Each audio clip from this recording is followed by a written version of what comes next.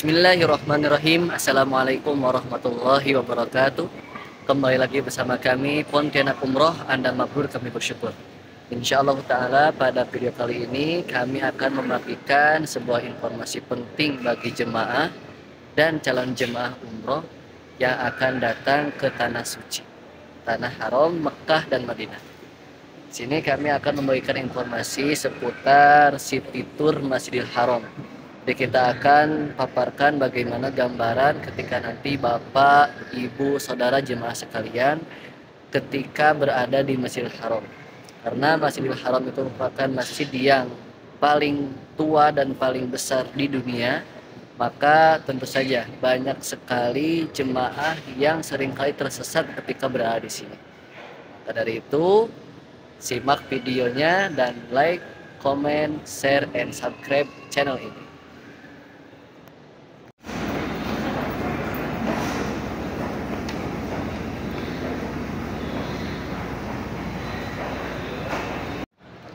Nah, sekarang kita sudah berada di luar Masjidil Haram, tepatnya berada di pelataran masjid yang sangat luas sekali. Nah, kita akan mulai city tour Masjidil Haram, diawali dari mengenal pintu-pintu inti yang harus diketahui oleh para jemaah. Karena dengan mengenal pintu-pintu ini, nanti para jemaah tidak akan keliru mana pintu yang dikhususkan untuk orang yang akan melaksanakan ibadah umroh dan mana pintu yang dikhususkan untuk jemaah laki-laki, perempuan, dan mana juga pintu yang dikhususkan untuk iktikaf atau pintu menuju bagian paling atas Masjidil Haram atau disebut juga rooftop. Makanya kita simak. Baik, yang pertama ini merupakan pintu King Abdul Aziz yang ditandai dengan pintu terbesar dan terlebar di bagian Masjidil Haram. Ini masih sedang dalam tahap renovasi. Nah, di sebelah kanannya itu merupakan pintu Babus Salam atau area pintu Babus Salam memanjang sampai ke sana di dekat Bukit Sofa. Nah, area Babus Salam ini merupakan area yang dikhususkan untuk tempat masuknya para peziarah yang akan menunaikan ibadah umroh, baik itu laki-laki maupun perempuan. Nah, namun di beberapa musim yang bisa memasuki tempat Babus Salam ini merupakan jemaah yang menggunakan pakaian ihram untuk jemaah laki-laki. Jadi bagi jemaah laki-laki yang ingin masuk ke area Ka'bah dan untuk menunaikan ibadah umroh bisa melalui area Babus Salam ini dan wajib menggunakan pakaian ihram untuk jemaah laki-laki. Nah, adapun untuk jemaah perempuan itu seperti biasa, yang penting menggunakan pakaian yang menutup aurat. Namun Bapak, Ibu, Saudara jemaah sekalian harus mengetahui bagaimana waktu sholat. Karena di beberapa waktu nanti akan ada aturan bahwasanya pintu ini akan ditutup ketika mendekati waktu sholat. Jadi untuk jemaah dan teman-teman sekalian yang akan menunaikan ibadah umroh di Tanah Makkah Masjidil Haram harus bisa mengatur waktu dan tahu bagaimana dan kapan waktu sholat itu dikumandangkan agar meminimalisir terjadinya penutupan pintu di beberapa area.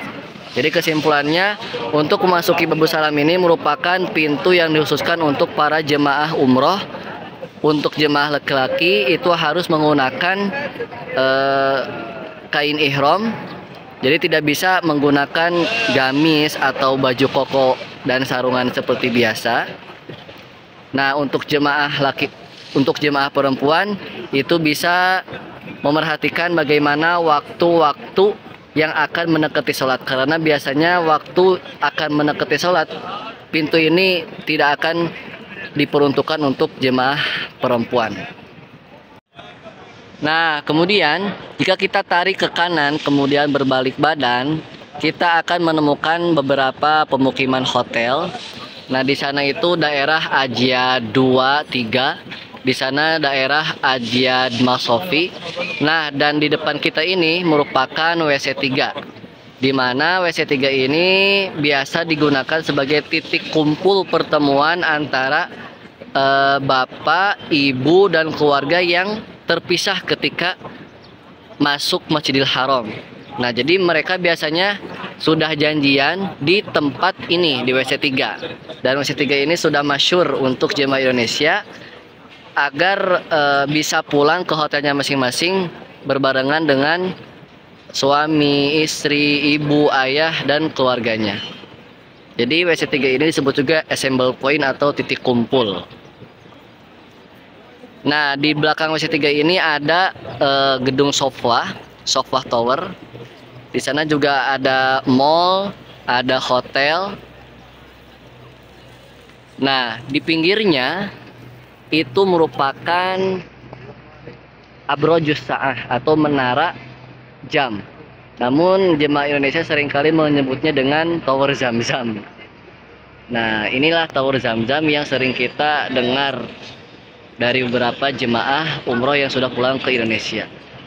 Nah, ini merupakan kumpulan dari beberapa mall dan juga hotel. Di sini ada di sana ada Hotel Fairmont, kemudian di sini ada Raffles, ada Swiss Hotel Makkah, ada Swiss Hotel Al Maqam, dan lain sebagainya.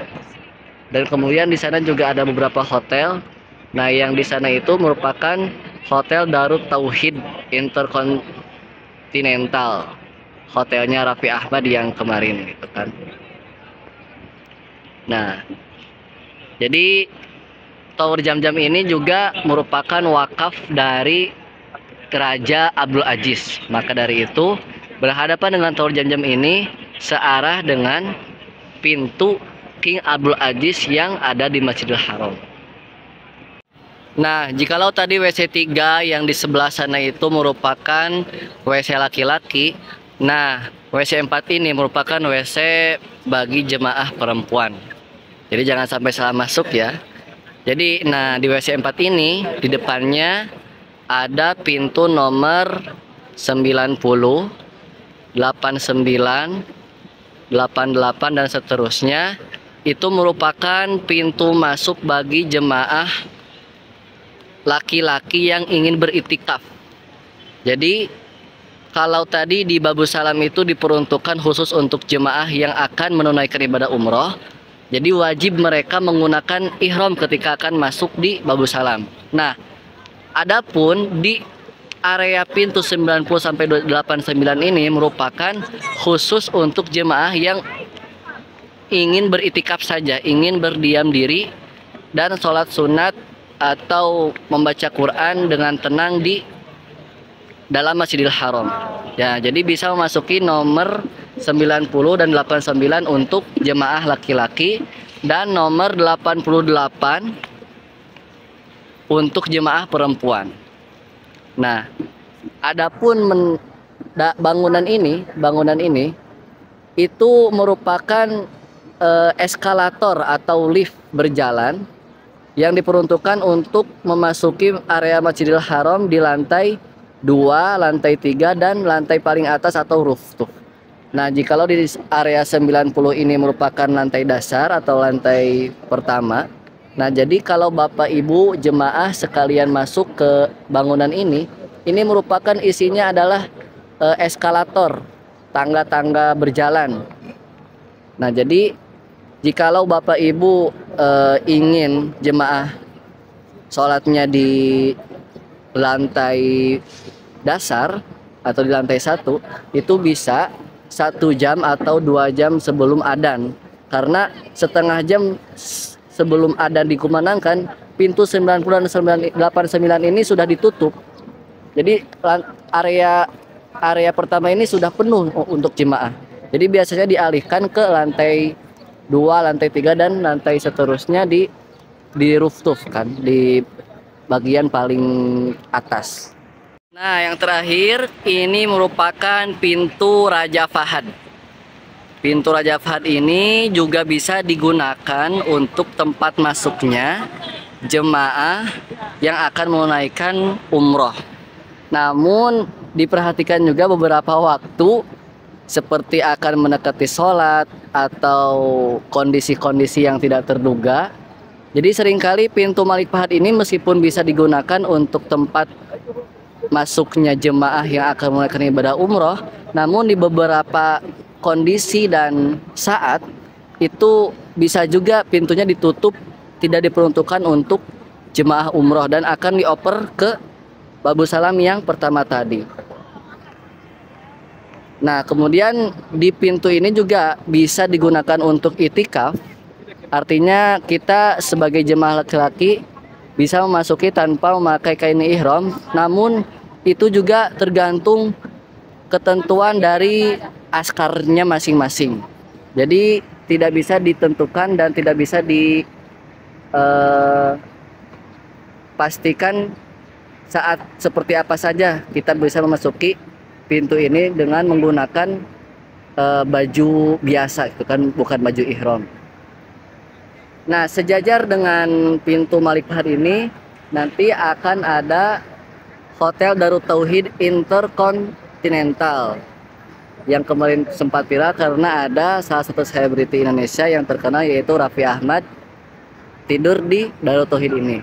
Kemudian, nah searah dengan pintu Raja Fahad tadi itu merupakan pintu atau area WC 6 untuk laki-laki dan WC 7 yang ada di belakangnya untuk WC perempuan.